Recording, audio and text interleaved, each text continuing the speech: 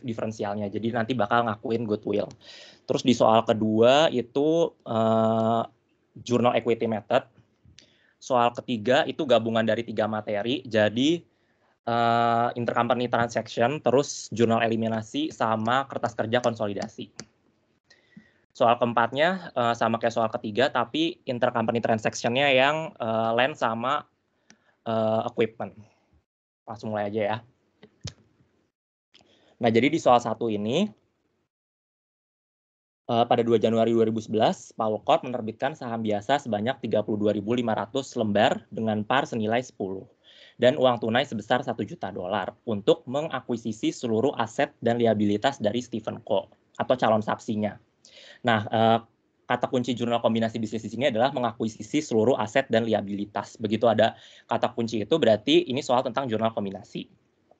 Nah, pada tanggal akuisisi, nilai wajar dari saham Paul Co. itu bernilai $20 per lembar. Nah, perintah yang pertama buat jurnal yang harus dicatat oleh Paul Corp dan Stephen Co. ketika kombinasi bisnis seluruh aset dan liabilitas terjadi. Oke, yang pertama kali kita lihat itu, di sini Paul itu mengakuisisi si Sapsi dengan mengeluarkan cash kan $1 juta dan 32.500 lembar saham. Nah, itu sebagai fair value consideration given-nya. Kas dan setara kas 1 juta, lalu jumlah lembar saham kan 32.500 dikaliin sama nilai harga wajar pada tanggal akuisisi tersebut 20. Nah, itu kita dapat 650.000. 1 juta tambah 650.000, jadi total consideration transferred untuk meng-acquire Stephen adalah 1.650.000. Nah, selanjutnya kita ngitung apakah ada diferensiasi atau enggak. Nah, untuk tahu ada diferensiasi atau enggak, maka ada satu informasi lagi yang kita butuhin nih, yaitu nilai wajar aset bersih dari Sapsi kan. Nah, untuk tahu nilai wajar aset bersih dari Sapsi, itu kita kurangin aja total aset dikurang total liabilities dari fair value Sapsi. Berarti 1.780.000 dikurang 440.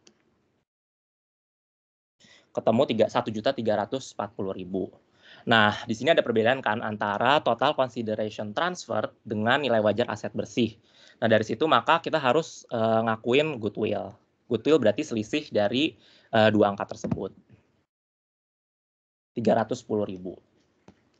Oke, selanjutnya berarti kita udah bisa menjurnal nih ketika kita udah dapat berapa angka FV consideration transfer-nya, lalu angka goodwill-nya, nilai wajar aset bersih, berarti itu udah siap buat di jurnal. Yang pertama adalah jurnal untuk mencatat biaya persiapan akuisisi. Nah, biaya persiapan akuisisi itu biaya sebelum saham itu diterbitin di bursa. Jadi dari biaya konsultan dan opini hukum sampai biaya konsultasi bisnis. Jurnalnya itu merger and acquisition expense di debit, cash-nya di kredit. Sebesar total dari biaya konsultan ini, 200.000. Lalu yang kedua, jurnal untuk mencatat biaya penerbitan saham. Berarti biaya registrasi dan biaya iuran kepatuhan bursa saham sebesar 80.000. Nah, dua biaya ini nantinya mengurangi APIK. Jadi jurnalnya itu APIK-nya di debit, cash-nya di kredit. Nah, baru masuk kita ke jurnal kombinasi bisnis. Nah, jurnal kombinasi bisnis itu yang kita lihat adalah nilai fair value-nya dari Sapsi aja nih. Jadi parents bakal ngakuin semua aset dan liabilities milik Sapsi. Kita akuin cash, kita akuin cash 60.000, lalu AR 80.000, inventory 240, land 300, building 600, equipment 500.000. Terus habis itu goodwill jangan lupa dimasukin dari hasil perhitungan di atas, di debit 310.000. Terus kita akuin juga semua liabilities dari Sapsi yang nilainya fair value ya. Itu trade payable 80, mortgage payable 360.000. Lalu karena untuk meng-acquire si Sapsi itu Paul mengeluarkan saham, berarti kita harus catat juga share capital sebesar 325.000, 32.500 lembar dikaliin sama nilai parnya, lalu EPIC 650.000 nilai wajar dikurangi jumlah nilai parnya 325.000, dan karena dia mengeluarkan cash juga, berarti kita harus mengkredit cash 1 juta. Itu jurnal kombinasi yang harus dicatat oleh parents. Nah, lalu jurnal yang harus dicatat Stephen itu apa aja nih? Nah, kalau jurnal yang dicatat Stephen itu yang dilihat adalah sisi book value-nya, sisi book value dari Sapsi. Jurnalnya itu berarti jadi kayak gini. Kita akuin, kenapa di sini ada akuin cash 1 juta? Karena si Stephen ini kan di-acquire oleh parents dengan dapat saham dan cash 1 juta kan, makanya di sini dia ngakuin debit 1 juta. Lalu investment in Power Corp. Untuk si parents Powell itu mengakuisisi Stephen, dia kan juga mengeluarkan saham kan. Nah, saham itu yang diakui sebagai investasi di Power Corp oleh Sapsinya nih, sebesar 650.000, sebesar nilai wajarnya. Lalu diakuin juga accumulated depreciation building 400.000 di debit, accumulated depreciation equipment 1.200.000 di debit, lalu trade payable karena dia itu di kredit dan harus di delete, berarti jadinya di debit sama mortgage payable juga. Nah, semua aset book value-nya Sapsi di jurnal kredit oleh Sapsi karena dia sudah diakuisisi oleh parents. Jadi cash 60.000, HR 100.000, inventory 160.000, land-nya itu 200, building 800.000, equipment-nya 1,8, dan gain on sale of net asset-nya 610.000. Terus tunggu.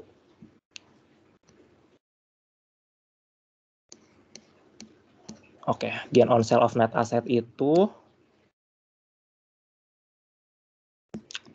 Nah, jadi kan dari hasil akuisisi si Sapsi itu dapat 1.650.000. Sedangkan nilai buku aset bersihnya itu cuma 1.040.000 nih, makanya oleh si Sapsi diakuin gain on sale of net asset sebesar 610.000. Tunggu. Oke. Si 1.040.000 itu didapat dari mana? Kalau kalian ingat materi minggu ketiga atau minggu keempat, itu kan ada sisi kiri, sisi kanan kan. Sisi kanannya itu common stock, RE, APIC. Nah, nilai buku aset bersih dari Stephen Co itu kita ambil dari nilai buku si common stock, APIC, sama RE-nya. Makanya kita dapat 1.040.000. Oke, lalu gimana kalau misalnya dia ini membeli 100% kepemilikan saham biasa milik Stephen Co senilai imbalan. Jadi bukan transaksi kombinasi bisnis nih. Cuman kayak transaksi beli meng-acquire biasa. Jadi nggak mengakui seluruh aset dan liabilitas dari Stephen Co. Nah, itu gampang aja. Jurnalnya berarti investment in Stephen sebesar 1 juta, sebesar total consideration given-nya 1.650.000. Lalu diakuin juga sahamnya sebesar 325.000, berikut juga Epic karena ada perbedaan selisih nilai wajar dan nilai par, dan karena dia nge-acquire-nya 1 juta, ada tambahan cash 1 juta, berarti harus mengkredit cash 1 juta. Nah, kurang lebih nomor 1 gini, ada pertanyaan nggak? Oh ya, kalau kecepatan bilang ya.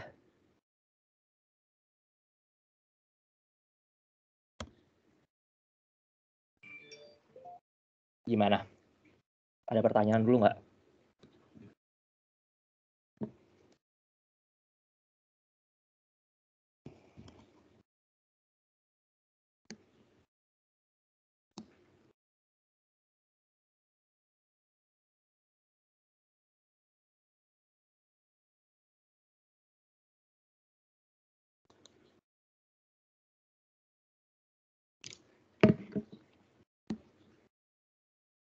Kalau nggak ada, gue lanjut aja ya. Oke, jadi soal kedua ini pada tanggal 1 Januari, PT Palem Parents membeli saham yang diterbitkan oleh PT Sans untuk 20%. Jadi saham yang dibeli oleh Parents ini bernilai 20% kepemilikan Sapsi pada nilai $150.000. Selama tahun 2018, PT Sans ini melaporkan laba bersih sebesar 220.000 dan memberikan dividen tunai sebesar 70.000. Pada 1 Maret, si Sapsi ini melakukan evaluasi aset tetap atas bangunan pabrik dengan rincian nilai bukunya sebesar 500.000 dan nilai wajar sebesar 1.050.000. Pada tanggal 31 Desember 2018, hasil penilaian menunjukkan harga wajar saham SANS yang dimiliki PT Palem adalah sebesar 250.000. Yang pertama, jurnal setiap transaksi sepanjang tahun 2018 dan berapa nilai investasi PT Palem dan PT SANS pada 31 Desember 2018. Tapi dia minta dua metode nih, jadi cost method sama pengaruh signifikan. Pengaruh signifikan berarti equity method. Nah, jurnal pengakuan investasi, baik itu cost method sama equity method, nggak ada perbedaan.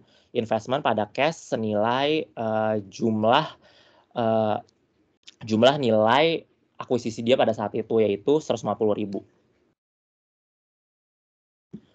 Nah, lalu jurnal transaksi sepanjang tahun 2018,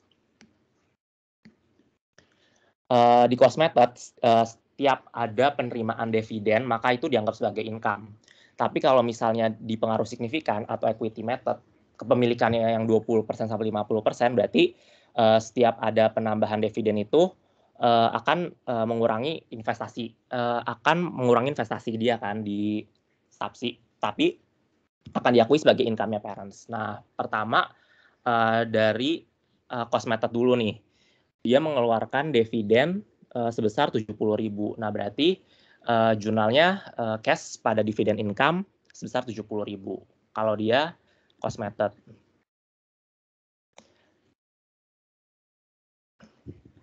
Nah, terus di akhir tahun, revaluasi itu ketika dia mencatatnya sebagai cost method atau FVOCI, berarti revaluasi yang dicatat oleh subsi nggak perlu diakui oleh parents.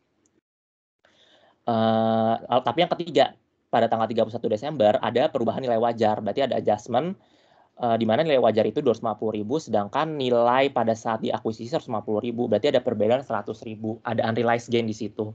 Nah, yang di mana itu harus diakui sebagai unrealized holding gain di OCI, kita kredit dan menambah nilai investasi kita di akhir tahun sebesar 100.000. Nah, kalau equity method atau pengaruh signifikan,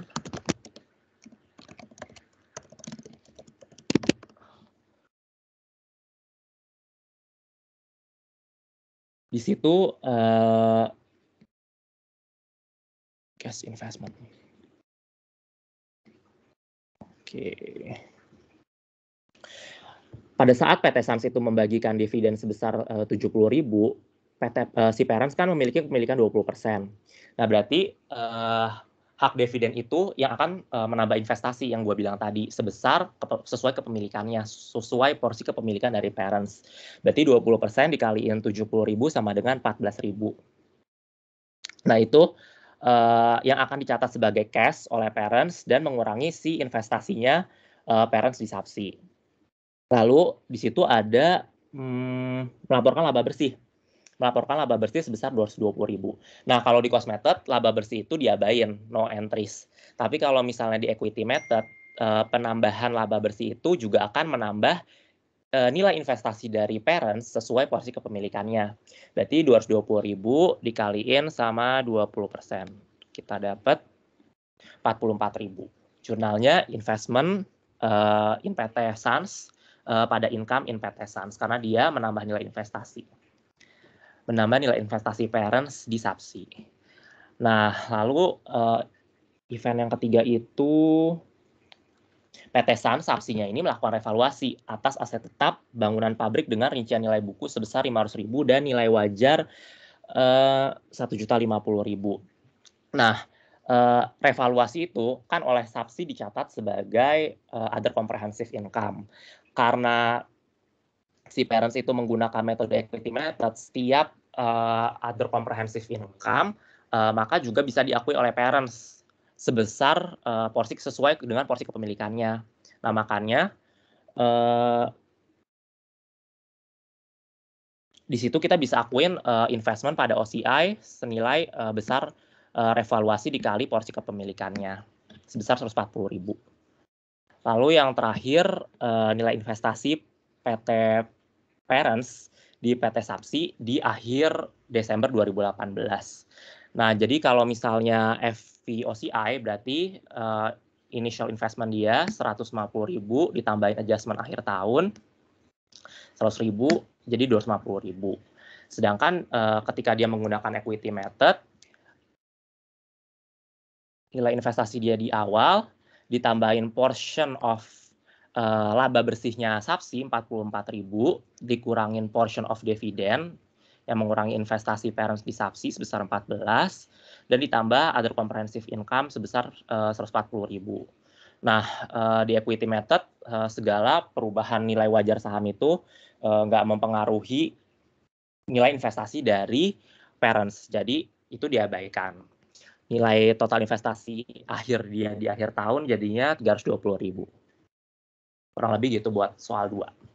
Ada pertanyaan nggak?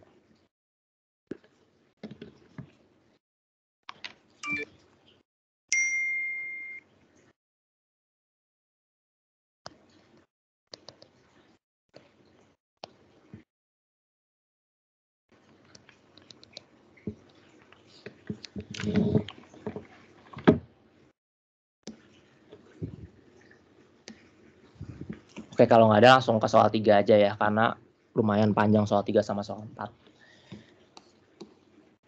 Oke, jadi soal 3 ini, seperti yang gue bilang tadi, gabungan dari 3 materi, intercompany inventory transaction, jurnal eliminasi, sama worksheet konsolidasi.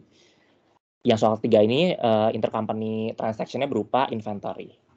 Jadi Porto Corp membeli 80% saham beredar langsung dari pemegang saham Sydney dengan nilai tunai sebesar 280.000 pada tanggal 1 Januari 20x4. Pada tanggal akuisisi nilai buku ekuitas Sydney ini sebesar $300.000. Trial balance yang disajikan ini, nah ini harus teliti. Jadi trial balance yang disajikan ini untuk tahun 20x7, yang mana udah 3 tahun dari tanggal akuisisi. 4 tahun bahkan, ya, karena dari 1 Januari 20x4. Terus habis itu disajikan tambahan informasi meliputi seluruh perbedaan nilai buku dan nilai buku dan nilai SIPS dialokasikan untuk bangunan nilai sisa. Nilai buku dan nilai sisa. Nilai sisa dialokasikan untuk bangunan dan peralatan dengan masa manfaat 10 tahun menggunakan metode garis lurus, lalu di situ Porto dan Sydney secara bergantian membeli persediaan satu sama lain. Oke, itu langsung kita taruh di sini aja diketahuin ya.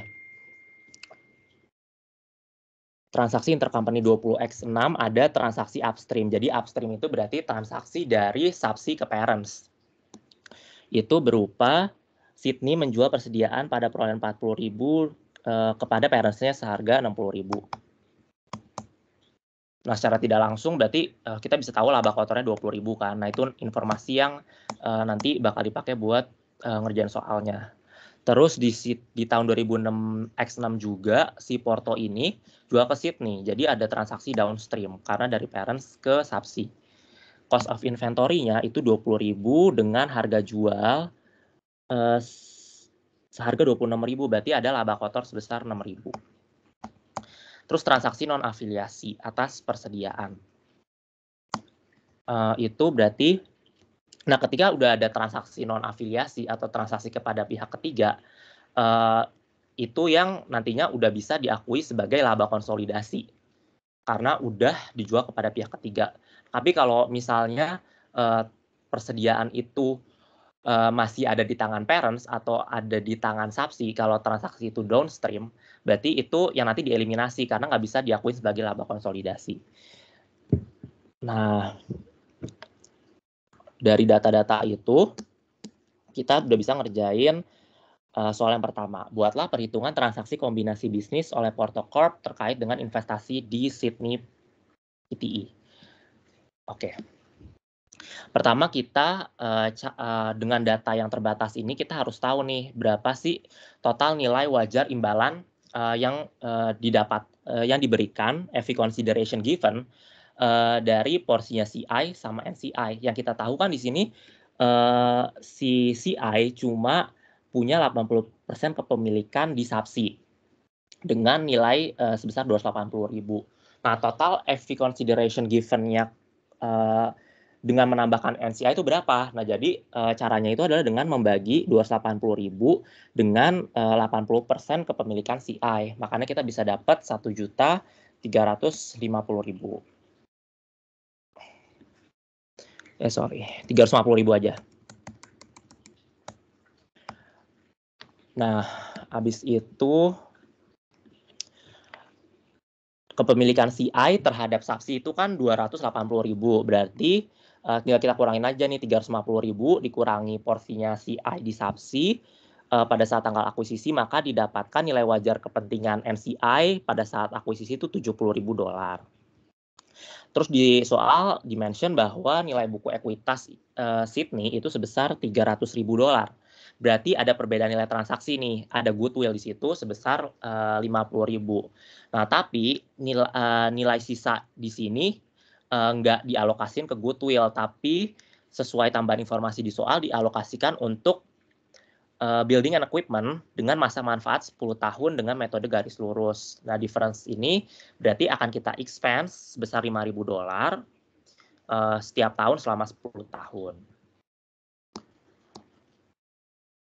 Dari transaksi kombinasi bisnis itu, kita udah bisa ngejurnal investment pada cash senilai 280.000 ini. Oke.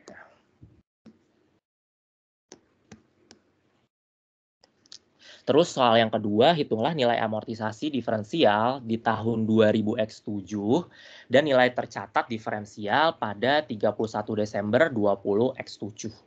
Nah, jadi dari tanggal akuisisi itu kan udah diketahui bahwa ada diferensial nih sebesar 50.000 yang harus di-expense sebesar 5.000 setiap tahunnya selama 10 tahun.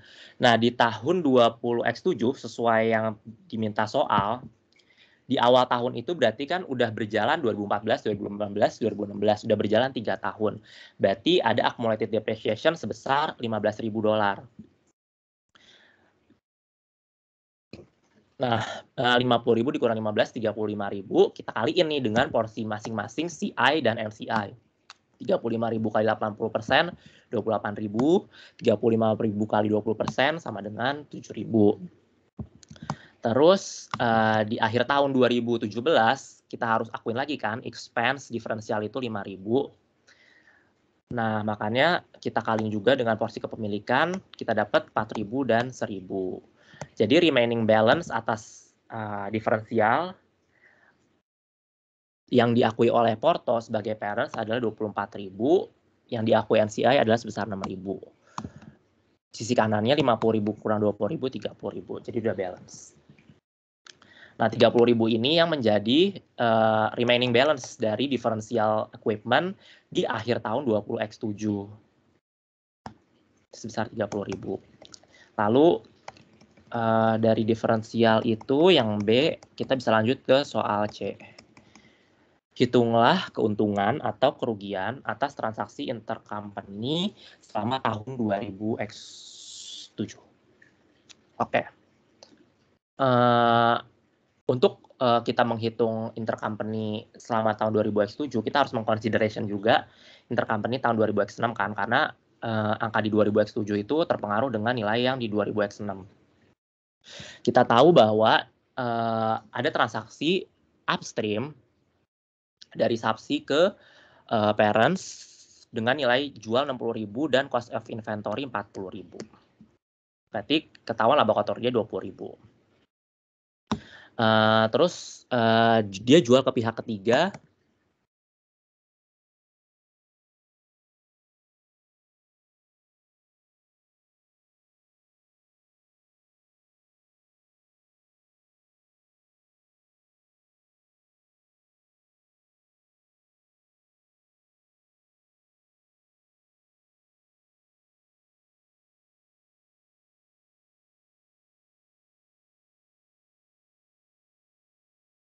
Sebesar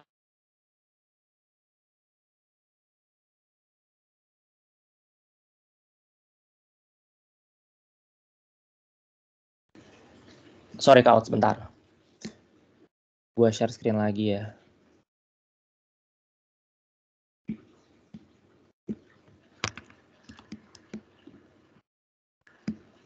Oke. Tadi sampai dia ada jual pihak ketiga sebesar 60% dari total persediaan dia yang ditransfer oleh Sapsi ke parents di tahun itu. Berarti langsung aja 60% dikaliin harga jual dia 36.000, 40.000 dikali 60% yang dijual pihak ketiga 24.000, laba kotor 36.000 dikurang 24.000 dapat 12.000. Nah, persediaan akhir berarti langsung dikurangin aja 60.000 dikurang 36 dapat 24.000, 40 kurang 24 dapat 16.000, laba kotor 20.000 dikurang 12.000 kita dapat 8.000. Nah, terus dapat informasi juga di soal bahwa seluruh persediaan yang tersisa di 2016 itu udah terjual nih di tahun 2000X7. Berarti di tahun 2000X7 semua persediaan akhir ini habis terjual ke pihak ketiga. Nah, itu untuk transaksi upstream dari Sydney ke Porto. Nah, selanjutnya transaksi downstream dari Porto ke Sydney. Dapat informasi dari soal bahwa harga jual downstreamnya itu 26.000, cost of inventory-nya 20.000.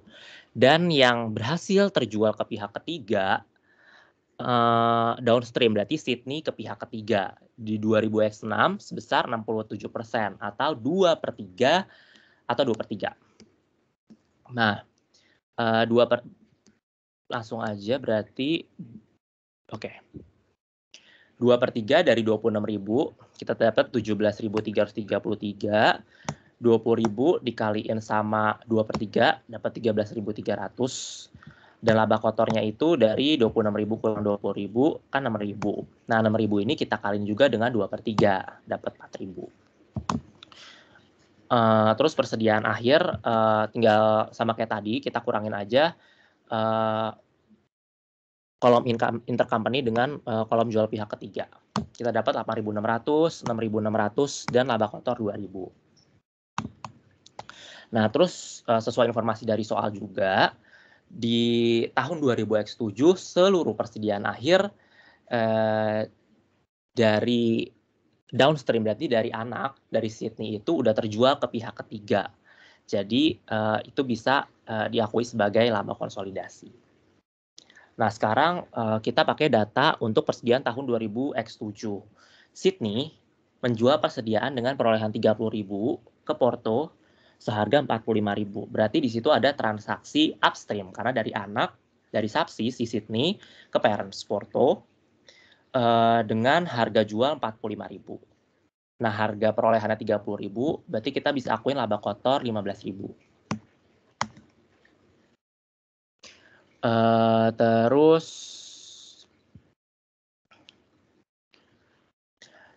yang berhasil dijual ke pihak ketiga itu sebelum akhir tahun Porto menjual kembali 1/3 dari persediaan yang dibeli dari Sydney. Berarti udah berhasil terjual nih 1/3 dari transaksi upstream itu ke pihak non afiliasi. Jadi udah bisa diakui sebagai laba konsolidasi. 1/3 dikaliin 45.000 berarti kita dapat 15.000. Begitu seterusnya semuanya dikali 1/3 kita dapat laba kotor 5.000. Jadi persediaan akhir di akhir tahun 2000X7 itu tinggal kita kurangin aja 45.000 kurang 15.000 dapat 30. Begitu juga HPP dapat 20.000, laba kotor dapat 10.000. Terus di 2000X7 juga ada transaksi downstream dari Porto yang menjual ke anak ke Sydney. Nah, si Porto itu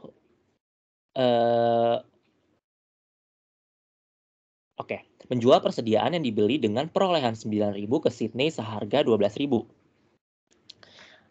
Berarti kita tulis saja penjualan 12.000, lalu harga perolehannya 9.000, berarti kita dapat laba kotor 3.000. Karena sampai akhir tahun tidak ada yang berhasil terjual ke pihak non-afiliasi, berarti persediaan akhir dari transaksi downstream ini tetap, yaitu 12.000 dikurangi 9.000 dengan laba kotornya 3.000. Nah, dari data keempat tabel ini, kita udah bisa menghitung berapa sih unrealized intercompany profit atau persediaan akhir tahun yang di tahun 2000X7 yang belum bisa diakui dalam laba konsolidasi. Kenapa? Karena dia belum terjual ke pihak non-afiliasi. Berarti kita fokus ke angka laba kotor di tahun 20X7. Yang upstream sebesar 10.000, yang downstream sebesar 3.000. Jadi total unrealized intercompany profit di akhir tahun 2000X7 kita dapat 13.000. Nah, terus berapa realized intercompany profit atau persediaan akhir tahun sebelumnya yang sudah berhasil terjual nih di tahun 2000X7. Jadi yang kita lihat adalah dari persediaan akhir tahun 2000X6 baik itu upstream dan downstream. Nah, dari upstreamnya itu yang berhasil terjual di 2000X7 dari persediaan akhir 2000X6 kan sebesar 8.000. Sedangkan di downstream sebesar 6.000 yang kalau kita jumlahin sebesar 10.000 yang udah bisa direalisasikan atau udah bisa dimasukkan ke dalam laba konsolidasi. Namun kalau dinetkan itu tetap ada terjadi unrealized intercompany profit sebesar 3.000 dari 13.000 yang unrealized dengan yang 10.000 yang realized ini. Itu untuk menjawab pertanyaan yang C. Sampai sini ada yang mau ditanyain nggak?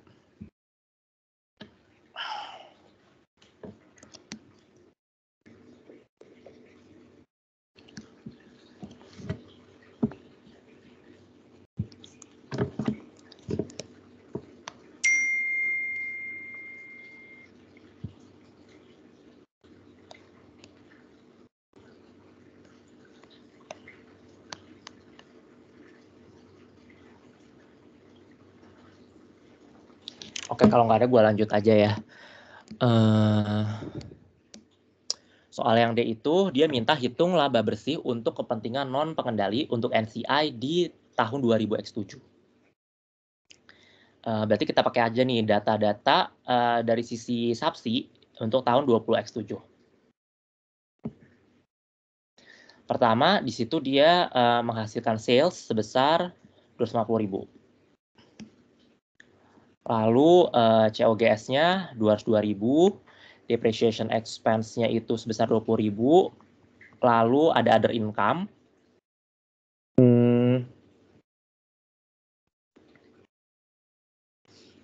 Sebesar 30.000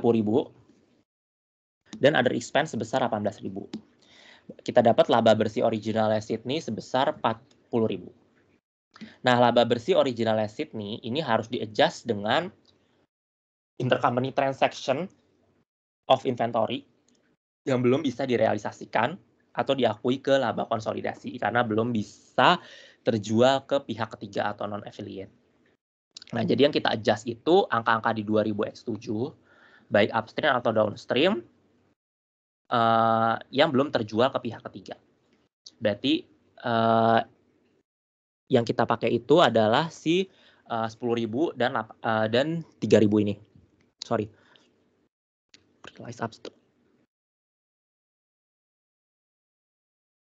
Realize upstream intercompany profit.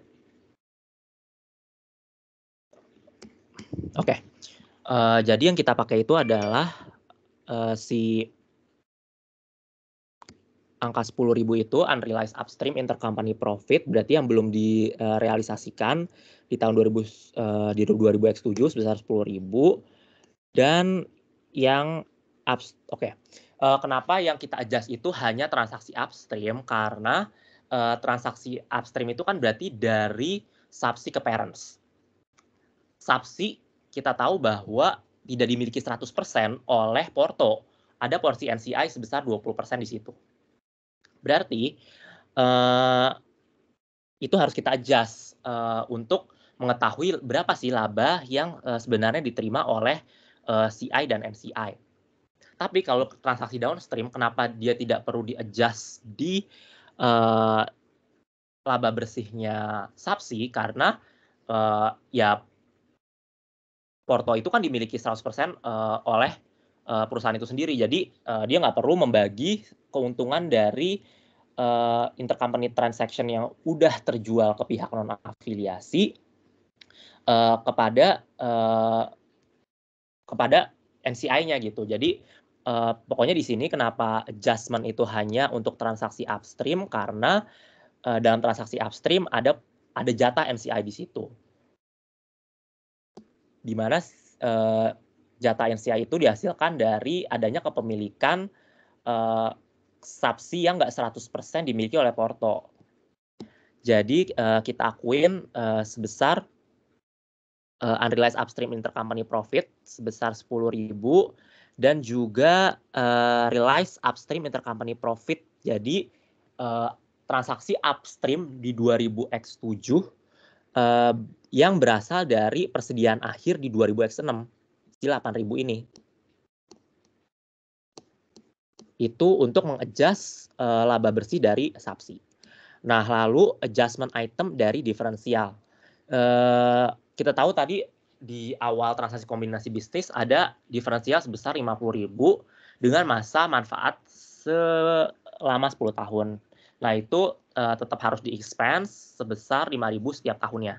Jadi itu kita kurangin si alokasi diferensial ini untuk mengurangi laba bersihnya si subsi. Kita dapat laba bersih adjusted dari subsi berarti sebesar 33.000. Berapa porsi dari NCI? Tinggal kita kali persentase kepemilikan NCI sebesar 20% dikalikan dengan laba bersih adjusted dari si subsi 33.000. Makanya kita dapat 6.600. Kalau ada yang kurang jelas, tanya aja ya untuk jawaban poin D ini.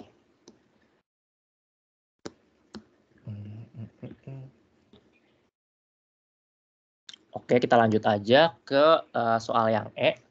Buatlah jurnal transaksi terkait investasi pada Sydney oleh Porto dengan equity method. Berarti sama kayak tadi soal yang nomor 2, setiap ada pengurangan investasi atau kerugian, berarti kita akan mengkredit investasi dan mendebit income. Namun ketika terjadi gain, berarti yang kita lakukan adalah mendebit investasi dan mengkredit income. Nah, yang pertama adalah mengakui informasi laba originalnya subsi sebesar yang tadi sebesar 40.000 ini. Kita tahu bahwa kepemilikan parents di subsi hanya 80%. Berarti 80% dikalikan dengan 40.000 laba original Sydney, kita dapat 32.000. Kita debit investment pada income sebesar 32.000 dolar. Lalu jurnal yang kedua, mengakui porsi dividen yang di-declare oleh Sydney dengan sebesar dividen declare sebesar 25.000, kita kalikan dengan porsi kepemilikan Porto di subsi sebesar 80%. Kita dapat 20.000. Nah, dividen ini mengurangi investasi parents di subsi. Berarti kita menjurnalnya cash di debit pada investment in Sydney sebesar 20.000. Lalu jurnal yang ketiga itu adalah pengakuan amortisasi diferensial. Jadi,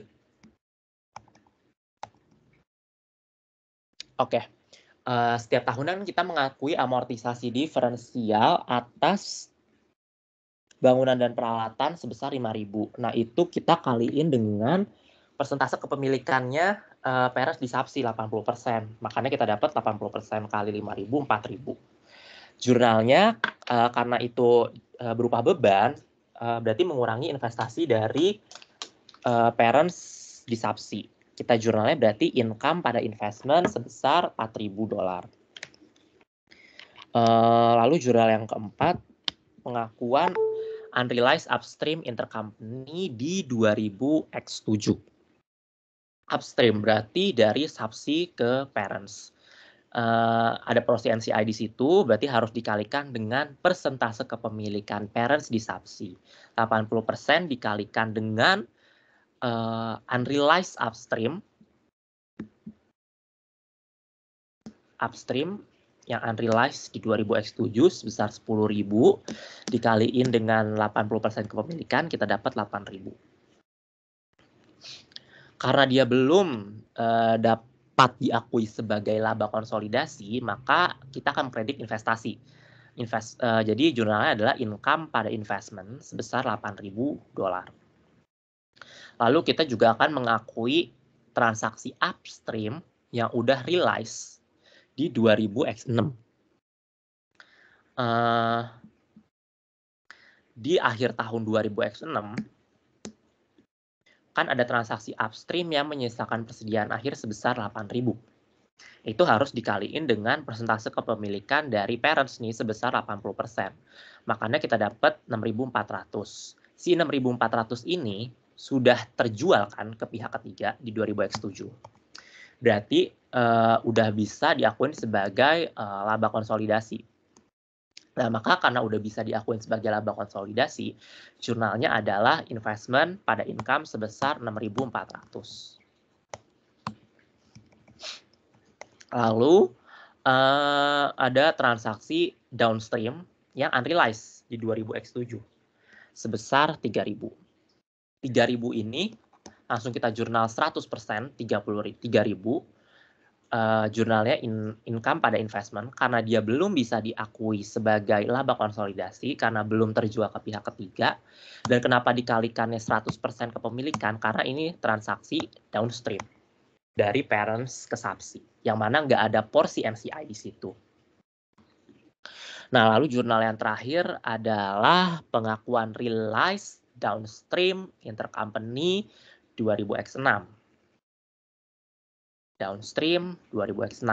Ada persediaan akhir 2000. Itu sudah terjual ke pihak ketiga di 2000X7. Berarti kita udah bisa mengakui si 2000 ini ke laba bersih, laba konsolidasi. Sebesar 100% kali 2000. Kenapa dikalikan 100%? Karena lagi-lagi dia adalah transaksi downstream yang tidak ada porsi NCI. Nah, perhitungan yang tadi gue bilang lengkapnya ada di sini.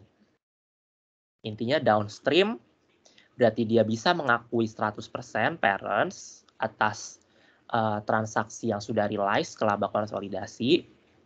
Yang unrealized juga diakui 100% untuk dia dilakukan jurnal income pada investment karena dia belum bisa diakui sebagai laba konsolidasi.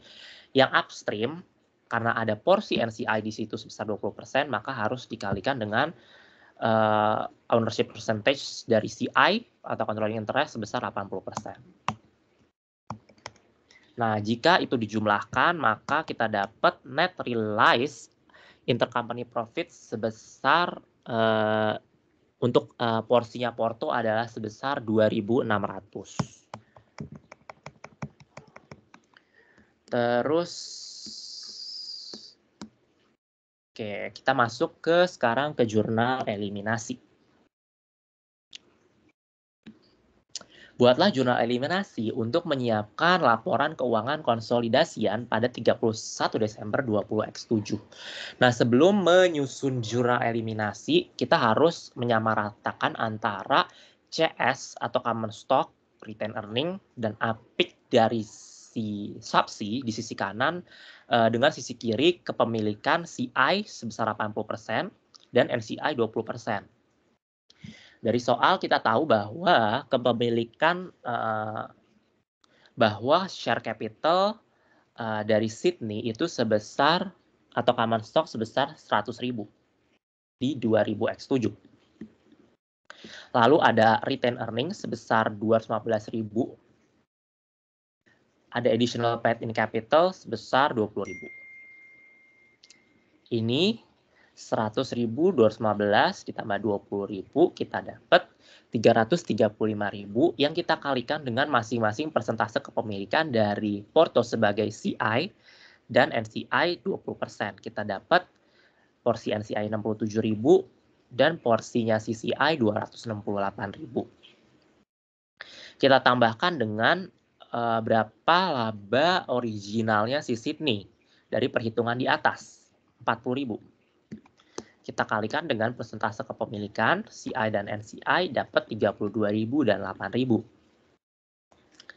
Sisi kanan selanjutnya adalah dividen yang dideklar oleh subsi sebesar 25.000 dikaliin dengan persentase kepemilikan di Porto dan NCI dapat 20.000 dan 5.000. Kita jumlahin total ending book value di tahun 31 Desember 2007 untuk CI adalah 280.000. Untuk NCI adalah sebesar 70.000. Nah, angka ini harus di-adjust lagi dengan transaksi intercompany.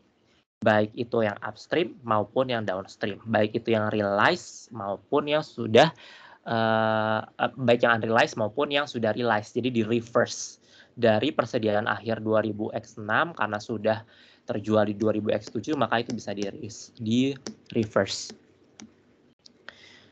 Oke, yang pertama adalah unrealized profit intercompany upstream sebesar 10.000. Upstream berarti dia ada porsi NCI. Berarti kita harus mengalihkan si 10.000 ini dengan porsi NCI berapa, porsi CI berapa. Kita dapat 2.000 dan 8.000. Unrealized profit of intercompany upstream di 20X7 kan yang diminta soal. Jadi 10.000 ini kita dapat dari upstream 2000X7. Kita ambil angka yang ini. Terus selanjutnya adalah reversal profit of intercompany upstream. Reverse. Jadi sebelumnya itu merupakan persediaan akhir di tahun sebelumnya. Tapi sudah laku terjual di 20X7 sebesar 8.000. Kita dapat angkanya dari sini.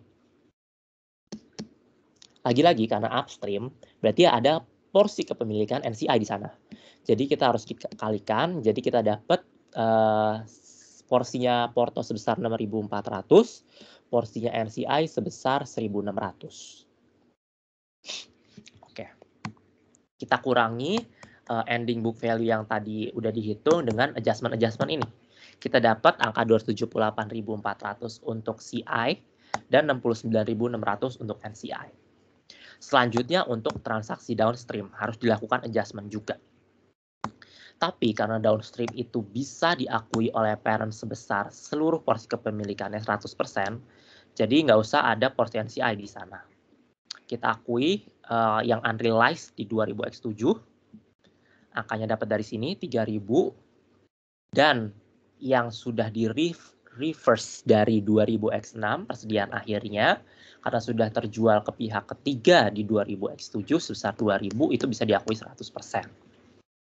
Kita berarti bisa dapat ending book value-nya 277.400 di CI dan NCI 69.600. Nah, dari data-data ini kita udah bisa bikin jurnal dasar eliminasinya. Yang pertama adalah share capital. Jadi kita mendebit angka-angka dari si subsi yang dicatat di kredit. Share capital kita debit 100.000, lalu retain earning kita debit 215.000, EPIC kita debit 20.000, lalu income from Sydney itu berarti kita dapat dari income from Sydney. Berarti kita lihat dari porsi CCI-nya. Dari sisi kolom C ini. 32.000, lalu di situ dikurangi dengan 8.000, ditambah dengan 6.400, reversal profit, dikurangi 3.000, ditambah 2.000, kita dapat 29.400. Begitu juga porsi NCI yang ada di profit or loss, berarti yang kita lihat adalah kolom B, 8.000, lalu dikurangi dengan 2.000, ditambah dengan 1.600, didapatlah 7.600. Terus habis itu ada dividen declare. Di bukunya si Sydney sebagai subsi yang harus kita kredit. Dividen declare debit, berarti kita harus balik ke kredit sebesar 25.000. Lalu investment in Sydney PTE, berarti sisi balance sheet sebesar 277.400. Kita dapatkan dari hasil perhitungan di atas ini. Nah, jadi angka akhir ini yang menunjukkan berapa nilai akhir investment dari Porto sebagai parents di Sydney sebesar 277.400 dan berapa porsi NCI in balance sheet di Sydney itu sebesar 69.600. Itu jurnal dasar eliminasinya. Lalu jurnal eliminasi akun pendapatan dan beban transaksi baru di 2000X7. Jadi atas transaksi intercompany baru di tahun 2000X7 itu harus dilakukan jurnal eliminasi. Jurnal eliminasinya adalah penjualan pada COGS sebesar 57.000. 57.000 itu dapat dari mana? Dari total nilai penjualan di penjualan intercompany di tahun 2000X7. 45 tambah 12. Yang kuning ini. Terus jurnal eliminasi untuk unrealized profit intercompany di current year, di 2000X7. Itu kita mendebit COGS dan mengkredit persediaan inventory sebesar 13.000. 13.000 itu dari mana? Dari yang unrealized, baik itu upstream maupun downstream di 20X7. 10 tambah 3, 13.000. Terus jurnal eliminasi yang keempat adalah mereverse profit intercompany upstream tahun sebelumnya. Di tahun sebelumnya ada 8.000 yang itu udah terjual ke pihak non-afiliasi. Nah, itu yang harus dikredit berupa HPP sebesar 8.000. Karena dia upstream, berarti ada porsi NCI di sana. Berarti kita harus kalikan dengan persentase kepemilikan, didapatlah 6.400 dan 1.800. Nah, sebenarnya jurnal ini didapat dari perhitungan yang di atas ini.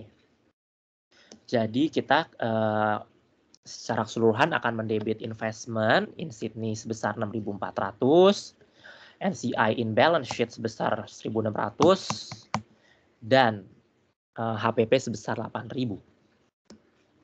Jurnal eliminasi reversal profit intercompany downstream di tahun sebelumnya.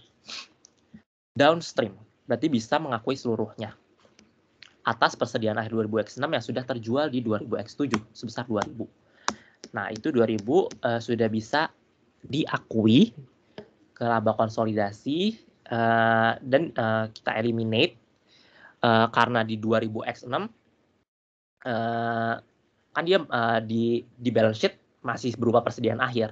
Tapi di 2000X7 sudah terjual, sudah expand, sudah COGS, sudah jadi COGS. Nah, itu yang harus dibuat jurnal eliminasi untuk bisa memasukkan si 2.000 ini ke laba konsolidasi. Nah, jurnalnya investment pada HPP sebesar 2.000. Yang selanjutnya ada jurnal amortization of excess value on depreciable asset. Kita memiliki expense sebesar 50.000 setiap tahunnya atas sisa diferensial di awal akuisisi sebesar 5.000. Itu harus dibagi porsi kepemilikan CI dan NCI. Jurnalnya jadi depreciation expense sebesar 5.000, income profit Sydney 4.000, dan NCI in profit or loss karena dia expense, berarti in profit or loss sebesar 1.000. Lalu jurnal pengakuan remaining of excess value itu kita dapat dari perhitungan yang udah di B, kita lakukan sebelumnya. Ini kita tahu bahwa di akhir tahun 2000X7 yang mana sudah berlangsung 4 tahun dari tanggal akuisisi, berarti 5.000 kali 4, 20.000, sisa remaining balance dari diferensial yang kita alokasikan ke equipment tinggal tersisa 30.000. Nah, itu di jurnalnya berarti equipment nilai awalnya 50.000, lalu dilakukan kredit atas accumulated depreciation 4 tahun dikali 5.000, 20.000. Investment in Sydney kita kalikan persentase kepemilikannya dengan excess value yang tadi 30.000 dikalikan dengan 80%, 30.000 dikalikan dengan 20%, dapatlah 6.000. Lalu jangan lupa di sini ada terdapat transaksi piutang dan utang antar keduanya sebesar 10.000. Ketika ada transaksi seperti piutang antara parents dan subsim, maka itu akan harus dieliminasi, harus dibalik. Account payable-nya di debit, sebesar 10.000 dan account receivable-nya dikredit. Nah, terkait utang piutang ini lebih lanjut bakal dibahas di pertemuan 8 setelah UTS. Intercompany Transaction of Debt. Nah, dari jurnal eliminasi yang udah kita buat, itu kita pakai untuk menyusun consolidation worksheet. Yang pertama adalah sales. Di sini kita lihat sales ada yang di debit sebesar 57.000. Kita taruh 57.000 itu di debit. Apakah ada sales yang di kredit? Nggak ada, berarti dikosongkan. Kita dapat consolidated-nya sebesar 693.000. Jadi dengan menambahkan 500 tambah 250 kan 750.000. Sales akunnya kredit. Ketika ada adjustment di debit, berarti kita kurangi 57.000. Makanya ketemu 693.000. Begitu juga COGS. HPP di sini ada di jurnal eliminasi yang kedua. 57.000 di kredit. Ada di jurnal keempat 8.000. Ada lagi di jurnal eliminasi yang kelima 2.000. Dijumlahkan 57 tambah 8 tambah 2 67.000. Di sisi debitnya 13.000. Prinsip penjumlahan dan pengurangannya sama yang kayak tadi, ketemu 564.000. Begitu juga kita lakukan seterusnya. Depreciation ada di debit 5.000, masukkan. Lalu ada juga income from jadi di sini cara untuk tahu bahwa perhitungan di consolidation worksheet kita sudah benar adalah kalau misalnya di soal diketahui nilai income from subsidy-nya ada 25.400, maka itu harusnya akan sama dengan nilai income from subsidy di consolidation worksheet sebesar 25.400. Itu markup checking yang menandakan bahwa consolidation worksheet kita udah benar. 25.400 dari mana? Dari income dari NCI in PL atau income from Sydney. Ada 29.400 di debit dan di kreditnya 4.000. Debit kredit dapatlah di debit 25.400. 25.400 dikurang 25.400 dikonsolidasinya udah zero. Udah nggak ada lagi income from subsidy. Nah, untuk consolidated net income-nya kita jumlahin aja dari sales sampai income from subsidy. Kita dapat 75.800. Di sisi Sydney-nya juga kita sum aja 40.000.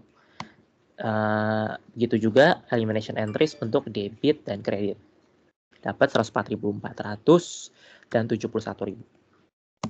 Jadi konsolidasinya adalah sebesar 82.400. Sum dari consolidated sales sampai other income.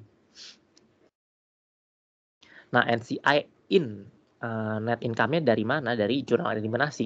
NCI in PL 7.600 debit. NCI in PL 1.000 kredit. Masukkan. Nah, kita sum lagi 75.800, 40.000, lalu ini juga di sum dapat 112.000, 72.000 dan 75.800. Kita lanjut ke statement of retained earning. Di sini diketahui beginning balance dia 337.500. Itu miliknya si Porto. Miliknya si Subsi 215.000. Elimination entries-nya sebesar 215.000 kita cari. Ada eliminasi di debit retain earning 215. Kita taruh di situ. 215 dikurangi di situ. 337 tambah 215 dikurang 215, maka yang tersisa jadi 337. Inilah beginning balance yang diakui di konsolidasi. Selanjutnya net income. Net income itu angkanya kita tarik dari perhitungan consolidated net income yang sudah mengkonsiderasi nilai NCI-nya nih di net income. Jadi yang kita ambil angka yang ini. Kita tarik ke statement of retained earning. Dikurangi dengan dividen declare, maka didapatkanlah ending balance sebesar ini. Selanjutnya balance sheet. Di situ ada cash. Kita masukkan semua 130.300, 10.000, 80.000, 70.000 dan seterusnya. Dengan mengkonsiderasi jurnal eliminasi yang ada. Cash nggak ada eliminasinya. Lalu account receivable ada di kredit sebesar 10.000. Nih ya. Inventory ada di kredit 13.000. Terus building and equipment 50.000.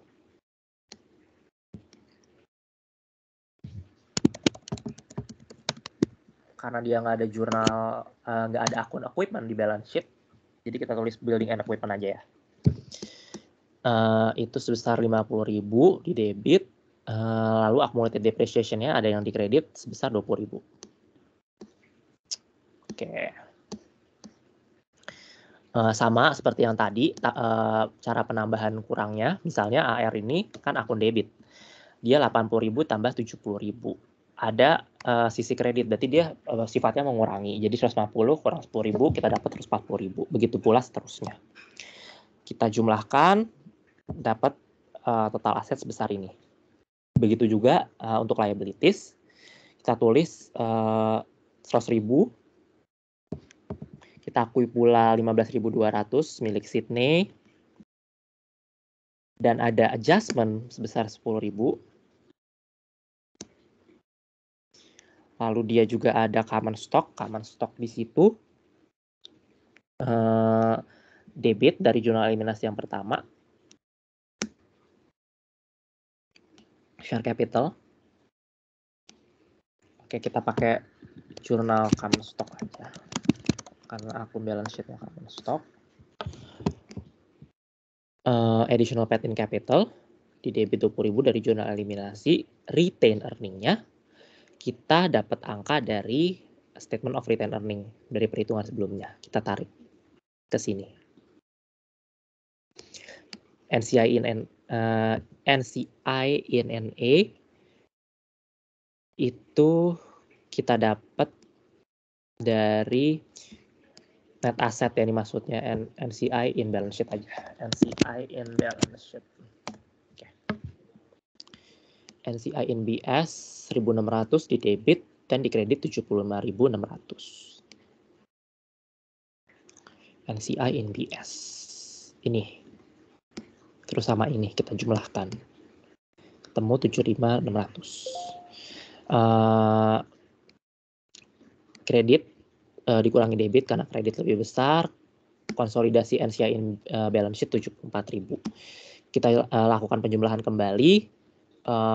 Ketika total aset dan total liabilities benar, berarti itu juga markup yang kedua bahwa consolidation worksheet kita udah benar. Dengan udah mengkonsiderasi ending balance dari statement of retained earning ke retained earning di balance sheet juga kan. Berarti secara tidak langsung statement of retained earning kita juga udah benar. Kurang lebih gitu untuk soal 3. Apakah ada yang mau nanya?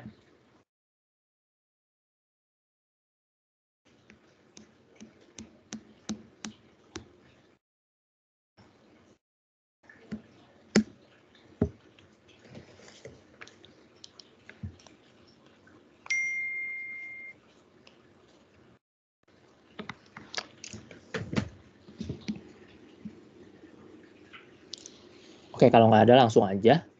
Di soal keempat ini, sama kayak yang tadi, gabungan dari 3 materi. Tapi intercompany transaction di sini adalah untuk land and equipment. Oke, di sini pada tanggal 1 Januari 2000X3, Top Corporation mengakuisisi 70% saham biasa Morris dengan harga 158.900. Pada tanggal akuisisi, nilai buku ekuitas Morris terdiri dari saham biasa 100.000 dan retained earning 85.000. Nah, dari data berikut kita taruh di sini. Yang pertama kita lakukan adalah mencari nilai wajar imbal hasil yang diberikan. Yang kita ketahui hanya nilai akuisisi dari parent sebesar 70% seharga 158.900. Sudah diketahui kan nilai NCI-nya berapa? Caranya sama kayak tadi dengan membagi 158.900 nilai transaksi parents dibagi dengan porsi kepemilikan parents yang controlling interest 70%. Kita dapat angka 227.000. 227.000 dikurangi dengan nilainya si top, kita dapat 68.100 sebagai FV non-controlling interest. Oke, nah untuk tahu apakah ada goodwill atau enggak, kita cari nilai wajar aset bersihnya kan. Kita kita nggak usah menjumlahkan seluruh aset dan return earning karena ini juga datanya kan 2000X5. Kita hanya perlu mengkonsiderasi nilai pada tanggal akuisisinya nih, berapa common stock dia, berapa return earning dia. Kalau ada Epic juga harus dikonsiderasi ke total nilai buku ekuitas dari Morris sebagai subs. Di sini karena hanya ada CS tambah return earning, jadi kita totalkan aja 185.000. Apakah ada goodwill? Ada, karena ada perbedaan antara FV consideration given dengan nilai buku ekuitas subsi. Kita kurangin aja, jadinya goodwill sebesar 42.000. 42.000 ini perintah soal harus mengalokasikannya ke bangunan dan peralatan karena dia itu memiliki nilai wajar yang lebih tinggi dari nilai buku sebesar 25.000. Sisanya 42.000 dikurang 25.000, 17.000 itu harus dialokasikan kepada hak cipta copyright selama 5 tahun. Jadinya habis. Semua alokasi diferensial ini tidak dialokasikan ke goodwill, melainkan sesuai perintah soal ke gedung dan peralatan serta copyright. Oke, dilakukan seperti biasa jurnal investment pada cash sesuai dengan nilai pada tanggal akuisisi 158.900. Soal yang B, hitunglah keuntungan kerugian transaksi intercompany yang terjadi. Oke, jadi pertama adalah transaksi tanah. Top menjual tanah yang dibeli seharga 21.000 ke Morris. Top ke Morris. Berarti transaksi parents ke subsi. Transaksi downstream. 32.000 dikurangi biaya perolehannya 21.000. Didapatkan keuntungan penjualan tanah 11.000. Tapi keuntungan itu tidak didapatkan dari transaksi dengan pihak ketiga atau non-afiliasi. Jadi nantinya harus dieliminasi. Transaksi yang kedua adalah gedung dan peralatan. Morris menjual peralatan ke Top, berarti ada transaksi upstream di situ.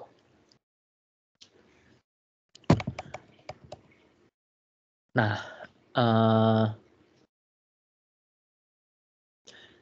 sebesar 91.600, tapi harga perolehannya di 2013 itu 100.000. 2013 awal ke awal 2015 berarti sudah berlangsung 2 tahun.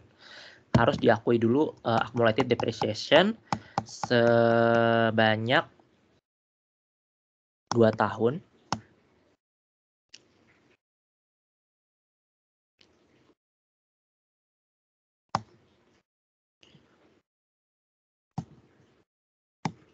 Oke. Karena dia ada nilai sisa 10.000, berarti nilai dasarnya 90.000. 90.000 depresiasinya berarti kan per tahun jadi 9.000 dikalikan dengan 2 tahun dari 2013 awal ke 2015 awal, berarti akumulasi penyusutan yang terjadi atas peralatan milik parents itu sebesar 18.000 kan. Berarti nilai buku, book value dari parents, peralatannya parents itu sebesar 82.000. dengan harga jual 91.600, berarti di situ ada gain. Tapi lagi-lagi gain itu berasal dari transaksi intercompany yang nggak boleh diakui ke laba konsolidasi. Harus dieliminasi.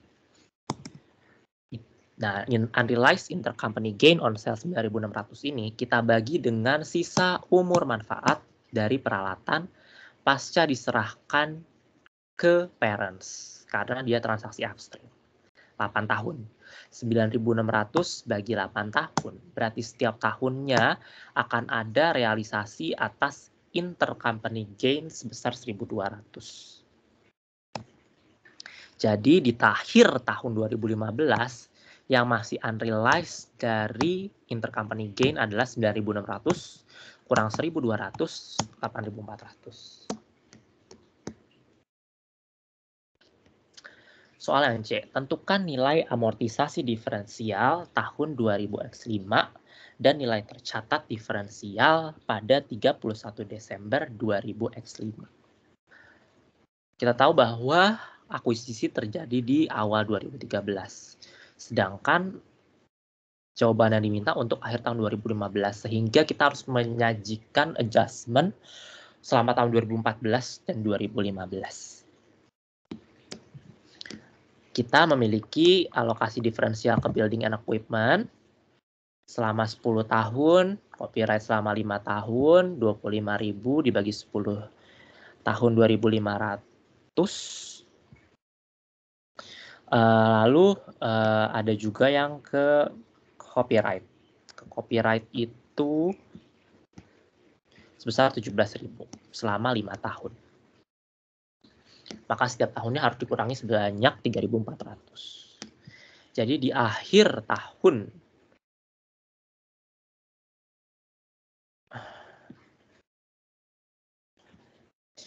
2000X4, 2000X3 sorry, itu di sisi NCI itu ada 10.830 untuk amortisasi diferensialnya, dan di sisi CI 25.720. Sama kayak tadi, dikaliin aja 30% kali 25 tambah 17, dapat 12.600, 29.400, begitu juga di bawah sebagai pengurang, ketemulah 25.270, 10.830. Untuk tahun 2014 kita lakukan hal yang sama, mengekspanskan diferensial di tahun itu 3.400, 2.500. Ketemulah ending balance 21140, 9060. Di akhir 2015 sesuai yang diminta soal, kita ekspanskan lagi diferensial 34 dan 25. Jadi kita dapat 17.010 dan 72.90. Nah, berapa ending balance dari diferensial yang awalnya itu copyright 17.000 dan building and equipment itu 25.000. Nah, di akhir tahun 2015 untuk building and equipment tinggal tersisa 17.500. Dan untuk patents tersisa 6.800. Lalu untuk soal yang D, buatlah jurnal transaksi equity method atas investasi pada saham Morris. Berarti kita hitung dulu berapa laba originalnya Subsea, dilakukan adjustment, ketahuanlah nanti laba untuk CI berapa, NCI berapa. Untuk jurnal equity method-nya. Oke, jadi kita debit aja, kita hitung aja dari sales selalu dikurangi dengan COGS miliknya si Subsea, sales 250.000,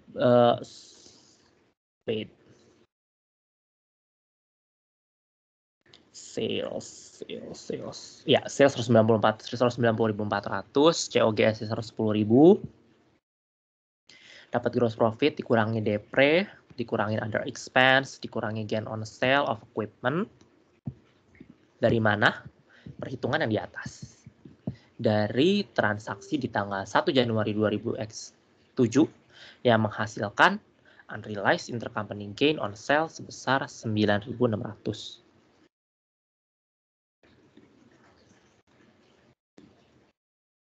Ingat, kenapa harus di-adjust ke laba original dari Sapsi?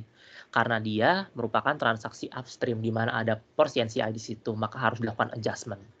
Makanya kita masukkan transaksi upstream tadi ke adjustment laba originalnya Sapsi. Itulah kenapa kita nggak masukin gain atas penjualan tanah yang merupakan transaksi downstream. Karena itu transaksinya downstream, jadi nggak perlu dimasukkan ke adjustment laba originalnya Sapsi. Dikurangi dengan differential of depreciation building and equipment di tahun itu 2.500, yang patterns 3.400, didapatlah adjusted net income sebesar 15.700. Adjusted net income ini kita kalikan dengan porsi kepemilikan NCI sebesar 30% dan CI sebesar 70%. Untuk NCI kita ketemu NCI NPL-nya 4710. Lalu controlling interest in profit or loss-nya berarti sisanya 10.990.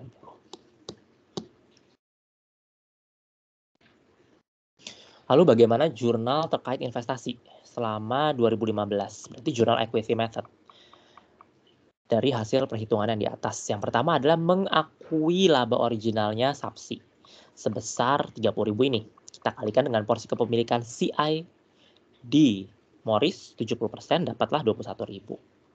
Mengakui laba, ada tambahan investasi di sana, investment pada income.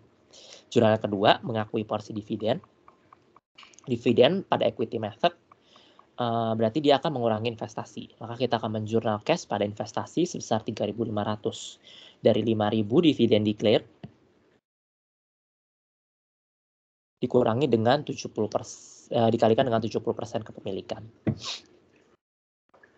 Lalu pengakuan intercompany profit sebesar 5.880. Itu kita kalikan dari yang income pada investment, berarti dia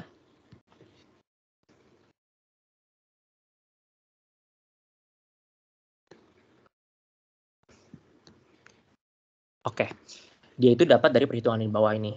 Jadi untuk transaksi upstream kan ada unrealized gain sebesar 9.600. Nah, itu kita kalikan dengan porsi kepemilikannya si parents 70%, kita dapat 6.720. Tapi di akhir tahun 2000X7 sudah bisa terrealisasi si 1.200 ini. 1.200 itu akan terrealisasi setiap tahunnya di akhir tahun selama 8 tahun ke depan. Nah, 1.200 ini harus dikalikan dengan porsi kepemilikan CI dan NCI. CI 70% kali 1.200 kita dapat 840. Makanya ada net unrealized intercompany profit sebesar 5.880 yang dimasukkan ke jurnal equity method yang ketiga. Yang terakhir harus mencatat amortisasi diferensial yang mana rutin dicatat tiap tahun sampai masa amortisasi selesai. Nah, 4130 itu kita dapat dari 2.500 tambah 3.400 kan 5.900. Kita kalikan dengan porsi kepemilikan CI 70%, kita dapat 4130.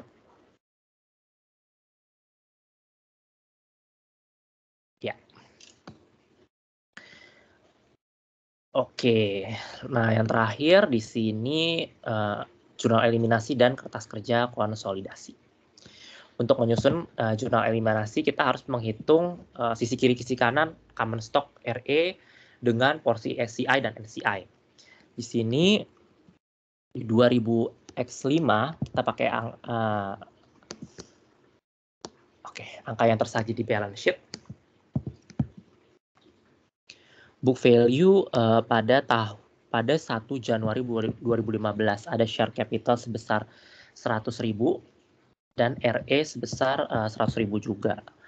Nah, itu ditambahkan dengan net income, tapi yang before adjustment, si 30.000.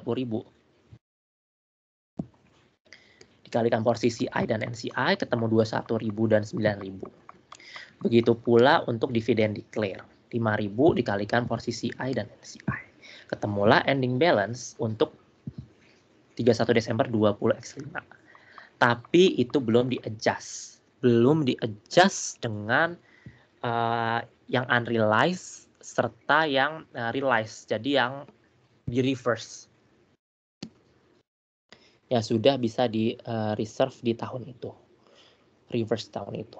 Nah, unrealized profit of intercompany upstream sebesar 9.600 berasal dari unrealized gain dari transaksi upstream berupa penjualan building and equipment ke top dari Morris menghasilkan unrealized gain 9.600 harus dikalikan dengan porsi kepemilikan CI dan NCI. Kenapa? Karena lagi-lagi merupakan transaksi upstream yang harus dimasukkan ke dalam adjustment.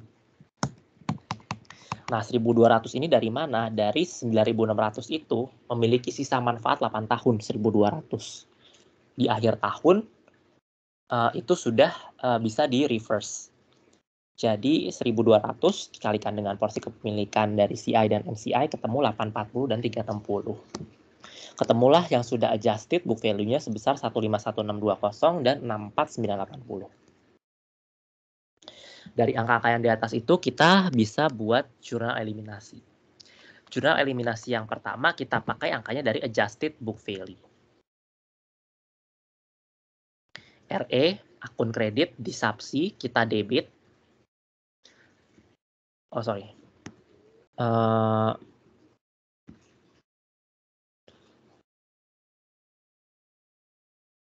Oke, jadi untuk share capitalnya sendiri itu pakai angka yang beginning, terus return earning-nya juga pakai angka yang beginning balance. Jadi 100.000 dan 100.000. Lalu income from Morris-nya 15.120 ini itu berasal dari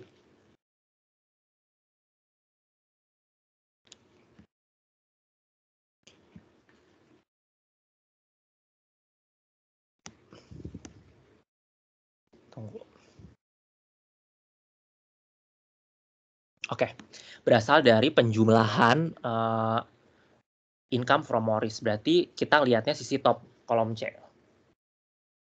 Kolom C ini ada 21.000 dikurangi 6.720 dikurangi ditambah dengan 840. Makanya di sini ketemu 15.120. Ketika membahas NCI in PL, berarti kita melihat kolom B.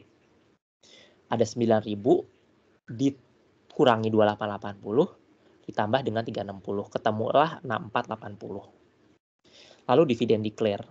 Itu dari balance sheet kita ambil di kredit 5.000, investment in Morris, kita ambil ending balance-nya. Adjusted book value NCI, kita ambil ending balance-nya untuk di jurnal ke jurnal eliminasi sebagai NCI in balance sheet. Lalu jurnal excess value of asset and liabilities. Itu kita dapat dari nilai building and equipment. Nilai building and equipment-nya itu dari 25.000.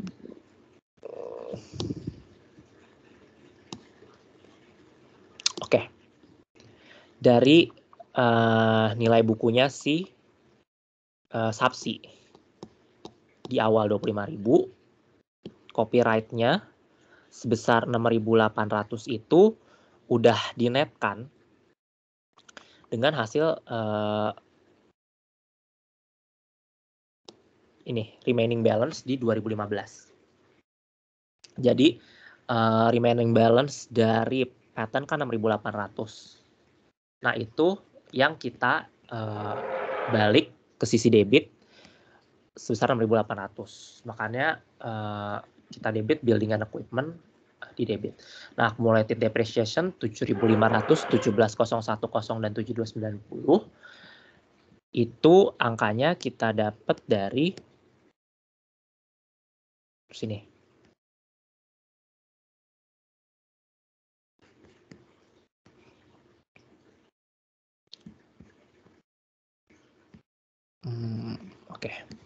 Dari sini ya. Dari perhitungan sampai ending remaining balance di 20x5. Di akhir tahun 20x5. Nah, angka ini yang kita gunakan untuk jurnal eliminasi yang kedua. Nah, sedangkan jurnal eliminasi yang ketiga, itu kita amortize excess value reclassification tahun berjalan. Kita dapat dari perhitungan yang ini nih. Depreciation expense itu ada di debit, makanya kita debit juga di sini. Amortization expense juga di debit. Income dan NCI NPL yang kita kredit sebesar 4130 dan 1770.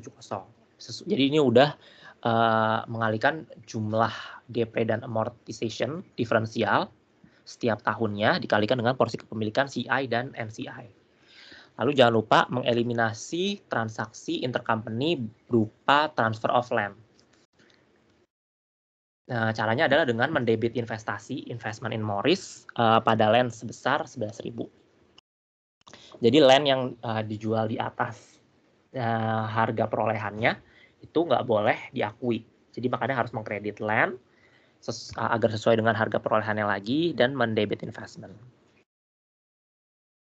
Karena dari hasil penjualan land itu dikurangi dengan harga perolehan masih menghasilkan gain, makanya menambah investment. Tapi itu harus di-eliminate karena merupakan transaksi intercompany. Begitu juga eliminate gain on sale of equipment. Tadi ada gain on sale 9.600 dari transaksi di awal tahun. Terus kita akui juga debit equipment sebesar 8.000. Jumlah equipment dan gain on sale maka menjadi accumulated depreciation sebesar 18.000.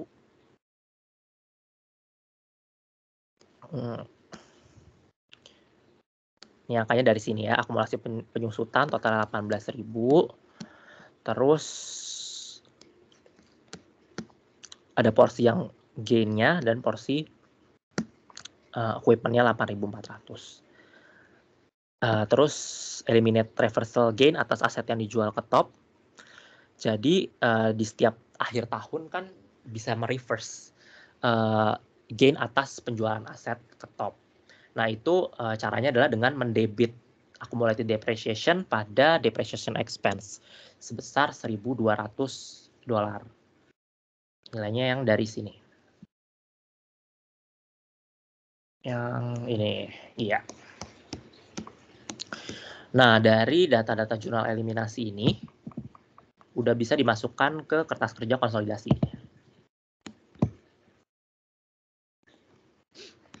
Oke. Untuk sales nggak ada adjustment, COGS nggak ada adjustment. Yang pertama adjustmentnya adalah depreciation expense. Di debit 2,5. Lalu ada juga di kredit 1.200. Kita masukkan. Depreciation expense akun debit 25.000 ditambah 10.000 ditambah akun debit 2,5 dikurangi akun kredit 1.200. Maka konsolidasinya adalah 36.300. Kita lakukan hal yang sama. Other expense itu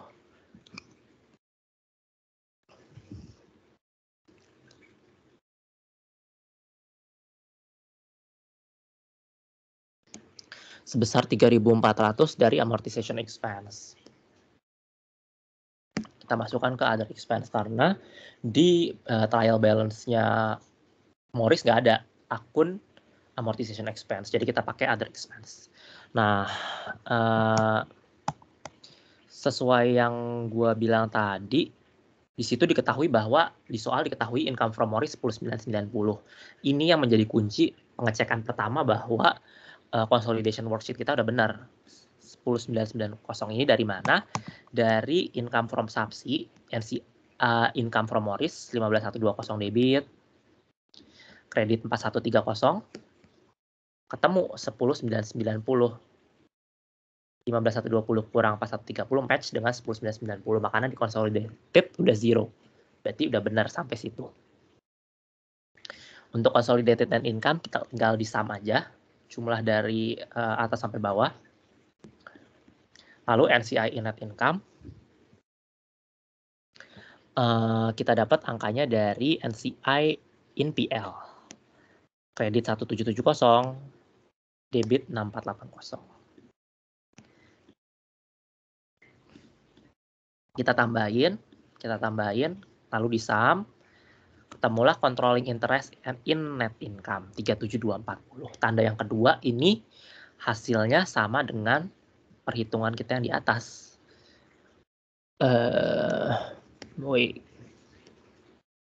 Si 4710 ini NCI net income udah sama dengan perhitungan yang ini. Non controlling interest in profit or loss. Kalau itu udah benar berarti aman lagi, bisa lanjut. Statement of retained earning. Angka yang ada di controlling interest in net income ini bisa kita bawa buat ke statement of retained earning. Itu sifatnya menambah beginning balance, lalu dikurangi dengan dividend declare, kita dapat angka ending balance sebesar ini.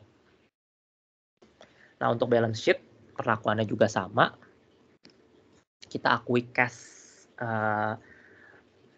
masing-masing milik parents dan subsi 15.850 dan 58.000 kita masukkan semua, lalu kita masukkan adjustment-nya. Land dikredit 11.000 karena dia sifatnya land asset debit 80 tambah 160 terus 40.000, dia mengurangi 11.000, jadi consolidated untuk land adalah 129.000. Begitu juga untuk investment, kita masukkan dari jurnal eliminasi investment in Morris itu ada di debit 151.620, di kredit 17.010.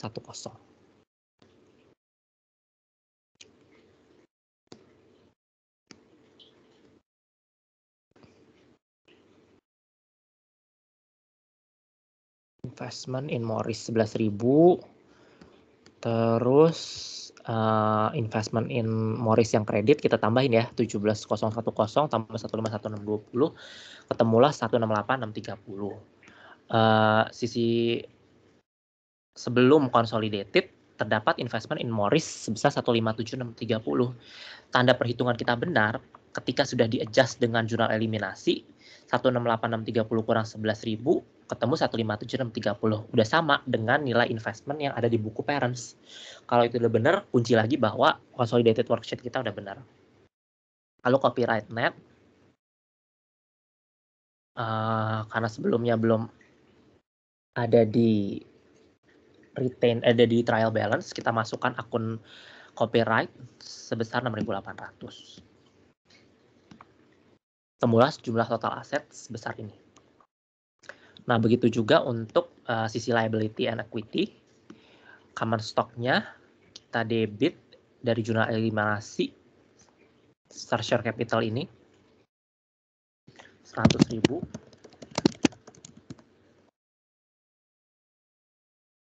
Oke. Lalu retain earning ini angkanya dari mana? Dari ending balance statement of retain earning. Tinggal dibawa aja ke sini. Nah, jangan lupa masukin NCI in NA atau NCI in balance sheet. Di eliminasi itu ada 2, 64980 tambah 7290. Dijumlahkan jadi 72270. Nah, itu ditambahin, ketemulah hasil ini. Aset sama dengan liability and equity, sama berarti consolidated worksheet-nya udah aman. Kurang lebih gitu. Buat soal yang terakhir ini, ada yang ditanyain nggak?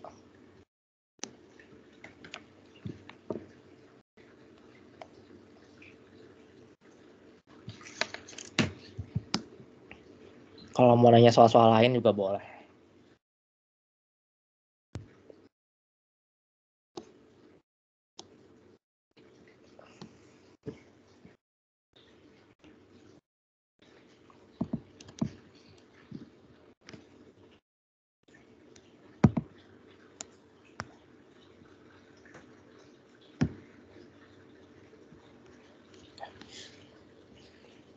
Kalau nggak ada pertanyaan, gue akhirin aja. Makasih yang udah datang spamen AKL hari ini. Kurang lebihnya mohon maaf. Thank you ya.